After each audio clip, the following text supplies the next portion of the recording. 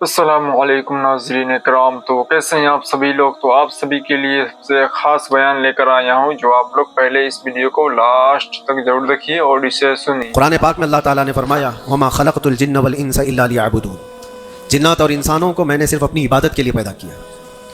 جس چیز کو جس مقصد کے لیے بنایا گیا ہے اسی مقصد پہ اس کو عمل کرتے رہنا چاہیے۔ جہاں وہ چیز اپنے مقصد پر عمل چھوڑ دیتی ہے تو پھر وہ کباڑ کے قابل ہو جاتی ہے۔ کوئی مشین اگر گھر پر لائے ہوں، مسالہ پیسنے کی مشین، مکسر، اگر وہ اپنا کام نہیں کر رہی ہے تو پھر وہ مشین گھر میں رکھنے کے قابل نہیں ہوتی۔ واشنگ مشین کپڑے دھونے کے لیے استعمال کی جاتی ہے، اور اگر وہ کپڑے دھونا ہی چھوڑ دے تو اپنا مقصد چھوڑ چکی ہے، اب اس کی جگہ بھنگار میں یا کباڑ خانے میں ہی ہوتی ہے۔ انسان جب اپنی زندگی کا مقصد بھول جاتا ہے تو پھر اس کی بھی دنیا میں رہنے کا کیا حاصل ہے؟ اللہ تعالیٰ نے جس مقصد کے لیے اس کو بنایا تھا، اب یہ مشین اس مقصد پہ نہیں چل رہی ہے تو پھر اس کے لیے جہنم کا ایندھن تیار ہے، جہاں پر اس کو ہمیشہ کے لیے بھیج دیا جاتا ہے۔ عزیزان گرامی وقار، میں ایک بات آپ سے عرض کرنا چاہوں گا۔ اللہ کے نبی صلی اللہ تعالیٰ علیہ وسلم نے اسی لیے بار بار ہمیں تنبیہ فرمائی کہ جو چیز ہمیں ہمارے مقصد سے پھیرتی ہے وہ کون سی چیز ہے، کس لیے انسان غافل ہوتا ہے اور کیوں بھٹک جاتا ہے، کون سی چیز ہے؟ تو نبی پاک صلی اللہ علیہ وسلم فرماتے ہیں، میں میرے بعد اپنی امت سے اس بات کا اندیشہ نہیں رکھتا کہ یہ کافر ہو جائے گی، مشرک ہو جائے گی۔ حضور فرماتے ہیں مجھے اس کا ڈر نہیں ہے کہ میری امت مشرک ہو جائے گی، کافر ہو جائے گی، لیکن اندیشہ اس بات کا ہے، ڈر اس بات کا ہے کہ تم پر دنیا پھیلا دی جائے گی اور تم دنیا سمیٹتے سمیٹتے اللہ رسول کو بھول جاؤ گے۔ آج یہ پوزیشن پر جو مسلمان آیا ہوا ہے، امت مصطفیٰ کی یہی حالت ہے کہ دنیا اس قدر حاوی ہے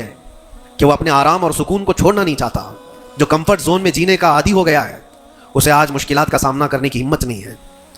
آج میں محسوس کرتا ہوں میرے عزیزوں، جب رسول پاک صلی اللہ تعالیٰ علیہ وسلم کی عزت کی بات کر رہا تھا، یہ بہت اچھا ہے بیچارہ، یہ موبائل اپنے مقصد پر کامیاب ہے اس لیے کہ اس کو کبھی کسی کے ہاتھ میں دو تو ہی گندا بنتا ہے۔ جب تک اس کو کوئی چلاتا نہیں ہے، تم چلاؤ گے، اندر گھسو گے، بہت ساری چیزوں میں داخل ہوتے رہو گے، پتہ نہیں کیا کیا کھولتے رہو گے، وہ سب چیزیں وہ کرتا چلا جائے گا، لیکن اس کو کہیں بستر پر پٹک کر کے چھوڑ دو، وہ کبھی گندگی نہیں کرتا۔ خود سے ایسے نہیں ہے کہ وہ ویڈیو کھول کے چالو ہو جائے گا،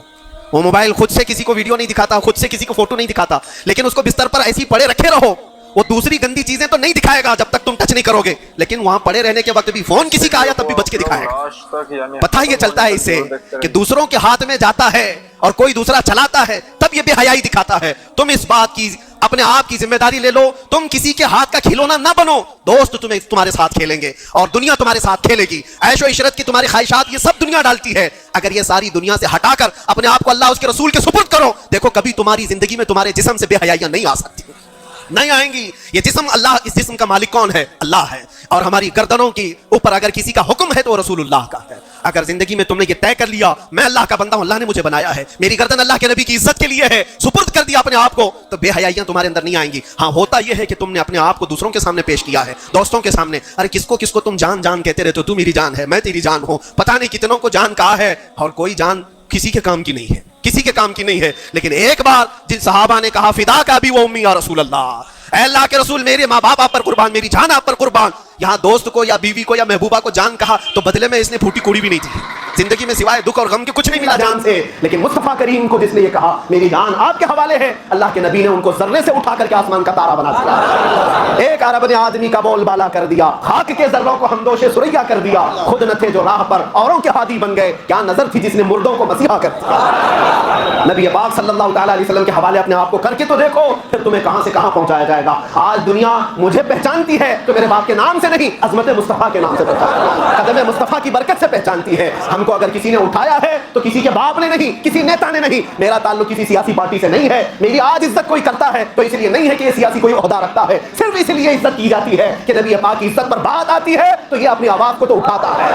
جب تک بکے نہ تھے تو کوئی پوچھتا نہ تھا، یا رسول اللہ تم نے خرید کر ہمیں انمول کر دیا۔